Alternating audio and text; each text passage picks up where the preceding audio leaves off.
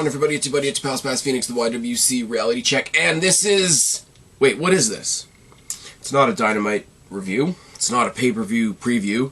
It hasn't been an NXT review for time and days. Let's just leave that one alone. Yeah, sort of a good news, bad news situation in this time slot. You guys will be receiving this 10 a.m. on Friday. There would normally be a pay-per-view preview. In this case, Forbidden Door would be dropping here, but the timing gods don't like us, and wasn't able to get in with Guapo this evening. Hoping, and I know I don't usually do this, hoping to get you guys a preview for Forbidden Door on Saturday. Here's the deal. You guys know, normally if I can't get Guapo, I try to do the best I can for a preview solo for you guys. With the layout, and as I've been joking around the whole time, with the layout of Forbidden Door and the amount of people that I am not familiar with, I cannot do that preview without somebody sort of filling in the gaps, sort of filling in the sequence code like the original Jurassic Park. So hopefully you guys are listening to this Friday morning. Hopefully Friday night I am going to get a chance to sit down with Guapo, get you guys a preview that'll be available to you Saturday morning. But good news is, you guys know when I wasn't able to review Dynamite last night, I put it out on Twitter. For those of you that follow me on Twitter, @SpazPhoenix, cheap plug. I said there won't be a Dynamite review, but there will be a Forbidden Door preview and an extra surprise. So seeing as I can't do the Forbidden Door preview till I get Guapo on, this is the other surprise. I'm going to try my hand at reviewing Impact for a little bit, for a couple of reasons actually. A, I found a way to watch it on the night so that I don't have to wait for Bali Rules or Watch Wrestling 24 to upload it like on Saturday. So that's cool. The other thing is, I only review one show a week right now, and that's Dynamite. It used to be back-to-back. It used to be Dynamite and NXT, and it used to be just NXT. Fuck. Apparently Triple H has taken back control of NXT, so we'll see how that goes. There's a fake black and gold version of the new NXT logo floating around that just sort of gets my hopes up and breaks my heart at the same time. But I'm going to try and do some Impact stuff because, A, as I say, now I've got a way to watch it on the night when it is live, because trying to find it on a channel up here in Canada is a pain in the ass. B, I figure if I've been saying, especially on social media the past little while, hey guys, if you haven't watched Impact Wrestling in a while, you should probably give it another chance. And C, we just had Slammiversary, and we are, if we're going to use the WWE parlance, we are on the road to Bound for Glory. So it's a pretty sweet spot to drop in and start talking about it a bit more. If I'm saying that other people should give it a shot, then why don't I talk about it more? So that's the thing here as well. And plus, I know there are people that do talk about it more. Not a lot of people in the immediate YouTube podcast social circle that I'm in talk a lot about Impact. I know Andrew Pollard on What Culture tries to sneak it in during his news briefs on Sundays, but that's not enough. And if you want to go a bit biased here, two other biases that are going to factor heavily into this decision for me. A lot of the people in Impact are people that have participated in Destiny Wrestling, which is our local up here in well, I'm in Brampton, but in Mississauga, which is like the very next city. So these are a lot of people that I've had a chance to see wrestle in person on a regular basis, so I do have a built-in bias. And coming out of Slammiversary, look at the champions. You got a pretty decent champion deck, if you want to say that. You want to treat it like a deck of cards, seeing as the next pay-per-view coming up is against all odds. But the social media champion is Rich Swann. The X Division champion is Speedball Mike Bailey, who I saw sign his Impact contract in the Don Koloff Arena at a Destiny show. Same as I did with Josh Alexander, by the way, so that was also pretty fucking cool. Your new Knockouts Tag Team Champions are Rosemary and Taya Valkyrie, which is kind of cool. Apparently they're called Ragnarok, but that's not official, whatever. Jordan Grace, the badass that is Jordan Grace, is your new Women's Champion.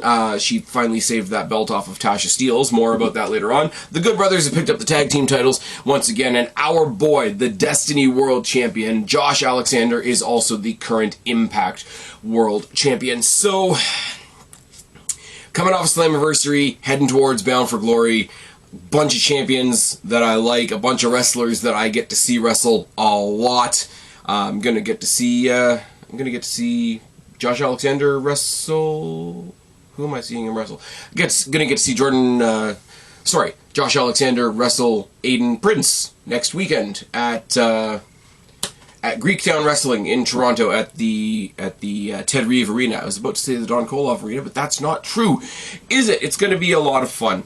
Also, Eric Young is wrestling Channing Decker, Santino Marella is wrestling, and I'm probably going to meet Bret Hart. So that's all that out of the way. What I will say right off the bat, what I did learn tonight after getting all set up to watch this, is BTI, the pre-show that they do before Impact, is not something I'm probably going to invest in every week. It's a kickoff. It's Gia Miller and Josh Matthews that host this thing. And this week it was just a lot of recap from Slammiversary, which is fine, but also I watched Slammiversary. During the recaps, they announced that what we already knew from social media from Scott D'Amore, which is that Joe Doring is going to be the next person to get a chance at Josh Alexander's Impact World Championship. That is in less than 2 weeks. That is at, against all odds, July 1st, Canada Day, for my fellow Canadians out there. So I'm seriously doubting that proud Canadian Josh Alexander is going to drop his Impact World Championship on Canada Day, but it is what it is. In amongst all this, we did get one match. It was Andrew Everett versus Black Taurus. You guys know I got a huge bias towards Decay. Any chance I get to see Decay, they have the wickedest entrance, do they not? Black Taurus was out there with Crazy Steve. It was a power versus speed kind of game. Andrew Everett is the one that came in and replaced Jack Evans, because Jack Evans wasn't cleared to take part in the Ultimate X match this past Sunday. I don't know a lot about him, to be honest. He seemed to hold his own. He had a couple really awesome flurries in this match before Black Taurus got the win. And Black Taurus has this new, I don't know how new it is because I've never watched BTI before. It's this weird sideways falling pile driver thing. And that's all I can say. It was a thing. The show proper opens up with a huge talking segment. Yay! Some crimes don't just exist in WWE. It started off with Honor No More sort of, quote-unquote taking over, but all they really did to take over was steal one of the cameras and yell at the commentators for a second. Eddie Edwards grabs the mic, says Slammiversary was the 20th anniversary celebration, but according to some of you, I guess the celebration just continues 20 years of TNA, blah, blah, blah. He trashes Tennessee. He says TNA wanted to succeed, so that's why they left from here. He puts over the members of his team. As far as he's concerned, the originals didn't win at Slammiversary. They did after Eddie Edwards' partner in the Wolves. I can't remember his name now. He wasn't on the show tonight, so it doesn't really matter. We didn't lose. PCO lost. Because I think he ate the pin, and they sort of give him a dirty look for a second, but then the microphone goes over to Vincent, and he talked about Tracy Brooks being on the outside, which was awesome, and attacking Maria. The fact that D'Lo Brown came in still in his Aces and Eights gear from last week's episode of Impact, and even Earl Hebner counted the pin. Now, Earl Hebner and Brian Hebner both being able to participate at Slammiversary was a really cool thing, considering what that family is going through right now. But he just goes on to say, and Scott D'Amore was on commentary. Imagine that, waving around a big stick with a Canadian flag on it, basically implying that it's all a giant conspiracy. And then Matt Taven said, you know what, we don't like this place, we are Honor No More, we came in here to invade, but we are the ones that make this place trend, we are the ones that put money unwittingly in Scott D'Amore's pocket, and all you guys want to talk trash about all the bad that we've done, that we killed ROH. We didn't kill ROH, we just saved Impact. And then they got interrupted by America's Most Wanted, because America's Most Wanted returned at Slammiversary, and that was pretty cool. Now, what I didn't know, and what I picked up over the course of the evening, was that Wildcat Chris Harris is officially retired, way too beat up, way too broken from the rigors of the ring and that sort of thing. But it was cool to see him there, nonetheless. For the most part, it was Cowboy James Storm basically cutting a basic.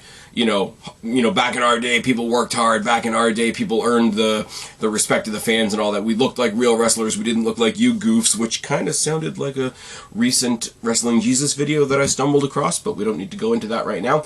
If you were any good, you would take the loss and learn from it and get better as you move forward, but you're not going to do that because you just suck. And then they gave a history lesson of all the impact, pun intended, that they've had in TNA and in Impact, all the great teams that they got a chance to wrestle, and it was great for them to come back, and now we've got some new friends. The Good Brothers come out to join them. Almost on cue, they rush the ring. They're still at a numbers disadvantage, so the Briscoes come down and finally make it a 6-on-6 affair, even though Wildcat Chris Harris does not get in the ring. It was kind of cool at Slammiversary, for those of you that didn't see it, after the Good Brothers and the Briscoes, after the Good Brothers won the tag titles from the Briscoes, and it looked like they wanted to fight each other again as soon as the match was over, and that was basically broken up by Beer Money coming down and bringing the, Beer Money. No, America's Most Wanted. Beer Money had Robert Roode in it, Robert Roode's WWE. So, yeah, brain is not working properly. It's fine. Basically shared a couple beers, you know, past, present, future, that kind of idea. But the three teams stand tall in the ring as Honor No More hit the bricks. Alicia Edwards and Giselle Shaw are in the back, and they're both bragging about how they want to be women's tag team champions, and they're both sure that they can do it with other people. Okay, and then in the back we see Scott D'Amore dealing with the members of Honor No More and announcing that, hey, why don't you do your specialty? In a week and a half, we've got another pay-per-view coming up. You guys love a 5-on-5 match. How about the five of you versus the Briscoes, the Good Brothers, and Cowboy James Storm? And hell, tonight, you Edwards and OGK can take on the Briscoes and James Storm, I guess, leaving the Good Brothers out of the situation and letting this be a preview.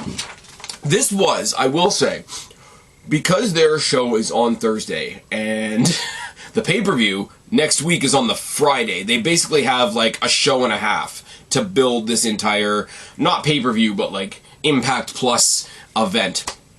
So the first proper match of the night, because we're not going to include what happened on BTI, was Chelsea Green, with Deonna Purrazzo accompanying her to ringside and then joining commentary, along with Matthew Raywalt, who used to be her mixed tag partner, so that was a whole lot of fun. Tom Hannafin just sitting there on commentary wishing he could be anywhere else. And Chelsea Green was taking on Mia Yim, and this was all fallout from... It was all fallout from the Queen of the Mountain match from Slammiversary, which also was a lot of fun, and Jesus Christ, we got that belt off Tasha Steelz. I'm a happy guy. It's fine. Chelsea Green's in the ring wrestling Mia Yim. Deonna Purrazzo's putting over Chelsea Green. Look, she's the one that's wrestling the next week, you know. Jordan Grace isn't wrestling the next week. What kind of competitor does that make her? And meanwhile, it's like, yeah, well, you're on commentary tonight. So, and I mean, Tasha Steelz wasn't wrestling either. But let's just not go into that. I haven't had a chance to say this since Mia Yim came back to Impact. She looks like she feels way more comfortable in her skin there, and I hope that that's actually true. I really, really do. I like Mia Yim. She had a really unfortunate match at one of the TakeOver Torontos that I was at, because it was overshadowed by Candice LeRae, and she was going for the title. That was it. Mia Yim was taking on Shayna Baszler, but that was overshadowed by elsewhere on the card. You had Candice LeRae versus Io Shirai, and I'm sorry, I like Mia Yim and I like Shayna Baszler, but of course it was overshadowed by Candice LeRae and Io Shirai. It is what it is. I like her entrance, and it's not my kind of music, obviously, but the way it's visually, like the aesthetic of it is presented, it's got like that just shades of The Purge enough. I like The Purge movies. Yes, I know they're crap. It's fine. But it reminds me of The Purge until the music actually kicks in. It's a really cool aesthetic to have. And Chelsea Green's a psycho, and her guy has a pec that's fucked up. So all he's doing right now is taking cheap shots at Vince McMahon, who's been Me Too'd, and we don't need to talk about that right now. It's a fast-paced match to start with decent counters. There's a slingshot curb stomp by Chelsea Green, which just makes me smile. Why didn't they do that to Tasha Steelz on Sunday? I don't know. Let's move on. Snap suplex on the floor by Mia Yim, who continues to work the back even through the commercial break. And when we come back, she's got her in a surfboard stretch, so we're telling a story with Chelsea Green's back. Chelsea Green hits the snapback and hits a series of shots to the head, and then Mudhole stomps in the corner. So she's working on Mia Yim's, I don't know, head, face, neck, torso. That's the story, I guess. Tarantula by YIM, which is reversed by Green and sends YIM out of the ring, which I thought was really cool. Not quite the way that I've seen get out of the Tarantula. They trade some forearms. The trading of forearms is capped off by a wicked boot by Mia YIM, a shotgun dropkick corner cannonball, and almost the win by Mia YIM, but the Eat Defeat is blocked, at least the first time. There's another curb stomp by Chelsea Green, a side suplex, some Daniel Bryan silly kicks, and a sit-out powerbomb by YIM. Purrazzo tosses YIM off the top when she goes for a top rope something, but she gets attacked by Mickie James, because of course Mickie James comes out. It's a wrestling show, and she's not on it, so she needs to fix that. Anyways, in the kerfuffle, and yes, I'm going to say kerfuffle, Mia YIM does hit the Eat Defeat and does get the win, and, you know, of course, Mickie James has to stand there and celebrate with her like she's relevant. She was on Twitter today lecturing wrestlers on how to wrestle, and lecturing wrestlers on how to, like, keep shit alive, and I'm just like, just go away, man. Like, we had the awesome Queen of the Mountain match on Sunday, and it was good. Tasha Steelz, not my favorite person, but Tasha Steelz, Jordynne Grace, Chelsea Green, Mia YIM, I can't remember who the fifth person is now, because I'm a terrible, horrible... Oh, Deonna Purrazzo. The amount of talent in that set of 5 women in this match for the first time making history. Of course, she had to plop herself on the outside and make herself part of the scenario. Hate that. Don't need any more of that. Shuffle off to Buffalo. Influence are backstage, and it's being reminded to them by whoever it was that was interviewing them, but that I can't remember because it's not the point. They are definitely due a rematch, but they can't have a rematch right now because Madison Rain's nose is broken. Apparently the two of them clocked heads, so you can't even blame their opponents. They clocked heads against each other. Giselle Shaw, once again, looking for a new partner, says she wants to sub in, and more or less it's implied after that. It's like, okay, go you know, fuck with Rosemary next week, and if you can fuck with her a little bit, maybe we'll consider it, and then they basically brush her off.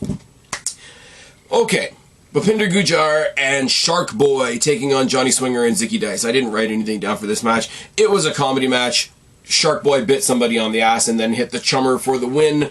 More to the point, they're attacked by Doring and Diener of Violent by Design after the match to get them out of there, so they've already served their purpose. No Eric Young with them. They call out Josh Alexander. Diener puts over Doring before Doring's title shot at Against All Odds, reminds everybody that he's undefeated, and then there's a 2-on-1 beatdown that they try to put on Josh Alexander, but Josh Alexander tosses out both of them and the security, so that really doesn't sell the...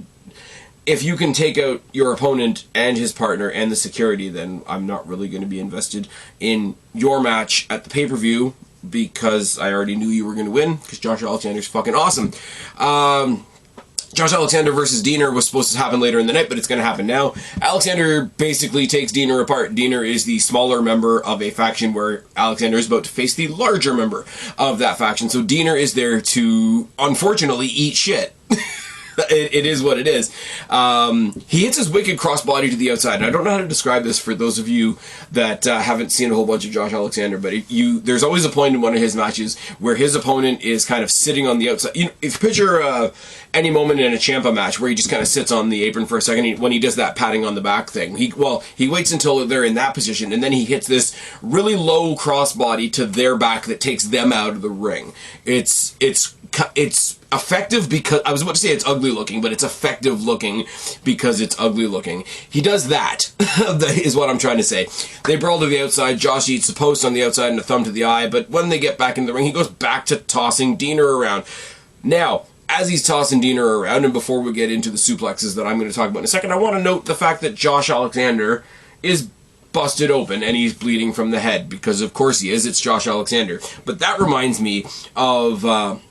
right after Slammiversary, where he'd been wrestling on, bare ring boards and dropped on his head on bare ring boards and all that, he showed the very particular triangle-shaped bruise on his forehead next to Merv from watch the movie Home Alone, when he's just had the iron dropped on his head, and it's way more similar than you want it to be on a human to human, hey, I hope you don't have a concussion level. So that was kind of cool. 7 suplexes in a row and an ankle lock with a leg lace gets the win for Josh Alexander. Great match.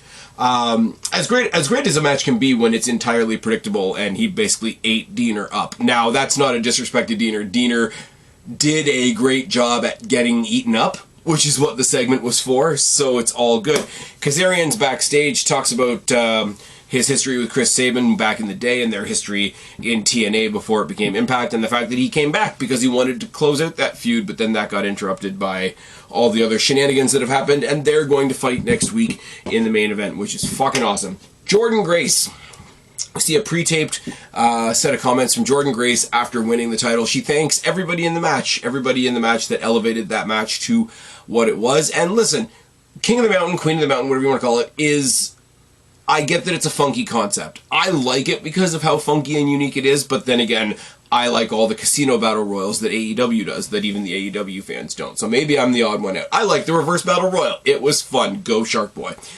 But she basically does the typical, hey, I've just won the title, thanks to everybody that elevated that match, thanks to everybody that's elevated this division, but if you think you're going to take this belt off me, you got another thing coming. And then they cut to Tasha Steelz, who kind of does a weird thing, because she says she's going to get the title back at Against All Odds, but she sits there and she puts a blockade in place like she's the champion still.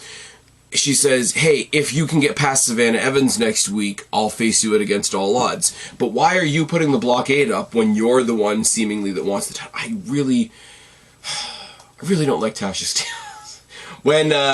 When it was Fire and Flavor, they were an awesome team. Kiera Hogan was the better of the two, in my opinion. And now she's gone off to another company, and she didn't get herself another, sort of equal, charismatic partner. She just went off and did the heel thing of getting a heater so that the team is her and her heater, but the story's all about her. And I don't want to say it's cliche, because wrestling is full of cliches, but it's really, really cliche. But, I mean, Jordynne Grace demolishing Tasha Steelz next Friday as a Canada Day present to your boy.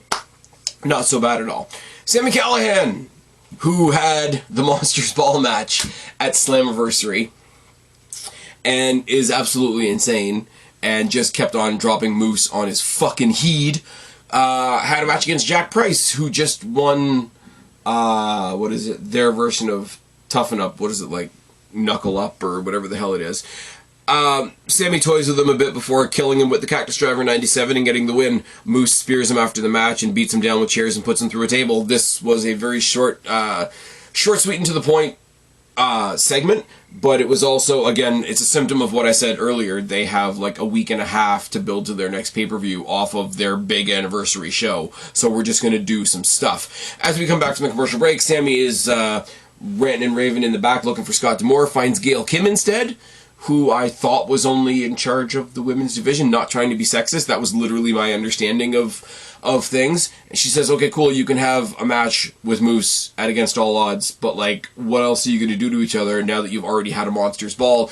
And he said he'd been talking to his friend Raven, and they're going to have a Clockwork Orange House of Fun match.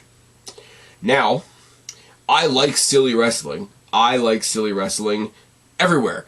As I say, I like the Casino Battle Royals. I like the Reverse Battle Royal. I like the King of the Mountain match. I like, give me the Punjabi Prison. For the life of me, I do not know, / maybe I just don't remember what the hell a Clockwork Orange House of Fun match is. It made me, as soon as he said it, it made me think of the what do you call it? The match that, the cinematic match that Bray Wyatt and John Cena did, but I don't think that's what it is. Anyways, so Sami Zayn, it's tired in here. I thought I was going to be doing a completely different podcast tonight. Can you tell? Sami Callihan and Moose are going to beat each other up in an even more violent match than they had literally 4 days ago. I don't know. I can't wait to see it. I really like Sami Callihan. I almost said Zayn again. It's fine. Eddie Edwards and OGK taking on the Briscoes and James Storm in our main event. It's wrestlers versus brawlers, which is always a good time. Not much to take away from this big, 6-person pile of people match. Obviously, a lot of double teaming by Honor No More. The one thing I take away from this, and maybe it's just the way this match was put together and it featured them both really, really well, I really do want to see a singles match between James Storm and Eddie Edwards at some point. Love the Briscoes combo powerbomb neckbreaker thing that they do. Still getting used to the Briscoes. I've only seen them a handful of times now through them being in Impact. So maybe that's just a standard thing that they do. I don't even know what it's called. I think it's really cool. But it's a super kick backpack stunner combination by OGK that get the win for Honor No More after a lot of interference. Now, after the match is a 5-on-3 beatdown, the Good Brothers come in to try and make the save, but they still Pillmanize Mark Briscoe's leg as we go off the air, and all of the members of Honor No More stand tall. Now, there could be a story here because there's 6 members of Honor No More, and they're having a 5-on-5 at the next pay-per-view. And they kind of took a shit on PCO at the beginning of the night, and PCO took a long time to get involved in the beatdown at the end of the night. So are they taking the monster and turning the monster face? I don't know. I really don't know. Also, on a side note, going way back to BTI at the beginning of this podcast, I would like to see at some point, because I really do think this, people are going to hate me for this because, oh, New Japan is huge and AEW is huge and Impact is small, but I really do think Impact should have had some impact, pun intended, on the Forbidden Door pay-per-view, because the first big crossover thing that AEW did was Kenny Omega winning the Impact Championship, and to that end, I would love to see Luchasaurus versus Black Taurus, or Jurassic Express versus Decay. Give Jurassic Express, I don't know, Ruby Soho and Abaddon, and have them take on all 4 members of Decay or something like that. But I really do want to see Black Taurus and Luchasaurus at some point. Now, considering we're coming off of a pay-per-view 4 days ago, against all odds, already looks pretty good. Alexander versus Doring, I'm sorry, as a main event, we already kind of know what that's designed to do. Sami Callihan and Moose are going to find new and interesting and fun ways to kill each other. We got the 10-man tag, which is going to be a gigantic pile of people. You know how much I love those. Jordan Grace is going to face Tasha Steelz. They wouldn't have set up the little stipulation thing for next Thursday if that wasn't happening next Friday. And it was announced somewhere in the mix there is a Fatal 4-Way. I don't remember who's in it. I think Trey Miguel is in it. I think Ace Austin is in it. I don't remember who else is in it. Not gonna lie. But there's a Fatal 4-Way to see who Speedball Mike Bailey's first opponent for the X Division Championship is. Now, they didn't mention who might be going against Rosemary and Taya Valkyrie for the Women's Tag Team Championships at this pay-per-view, if at all. All they said was that the Influence have a title match coming their way, but they can't have it right now because Madison Rayne's got a broken nose. So we don't know if that title is going to be defended on the show, and we know that the tag team titles, the men's tag team titles I should say, are not going to be defended because the current men's tag team champions, the Good Brothers, are in that 10-man tag with Honor No More. So we go back to that feeling of, we've had the Big Show. No, he works in AEW. But no, we've had the Big Show from Impact, which is their proper pay-per-view, which was Slammiversary, which was a lot of fun. And you're reminded almost immediately that against all odds, while it might be fun, while it may be a cool way to spend your Canada Day if you live up here in Canada, is in fact a B show. That doesn't mean it's bad. You just got to know what you're walking into. And I think on top of that, we also have Money in the Bank that weekend, if I'm not mistaken. But my brain is soup because I'm very tired and I thought I was doing another podcast tonight. So I hope you guys enjoyed this.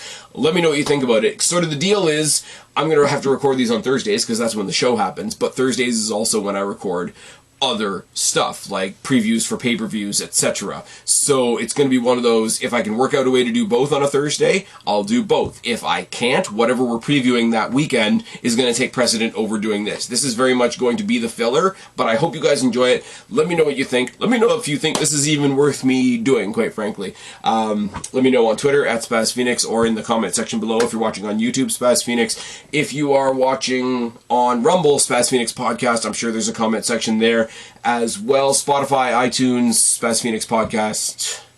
come back and find me on Twitter. It's fine. Anyways, I've rambled for quite long enough for a very, very tired person. I've been Spaz, your YWC reality check. Subscribe up there, talk down there, start a conversation. Keep all these conversations going. Don't be a stranger. I'll talk to each and every last one of you later, but for right now, tagging out, guys. Bye.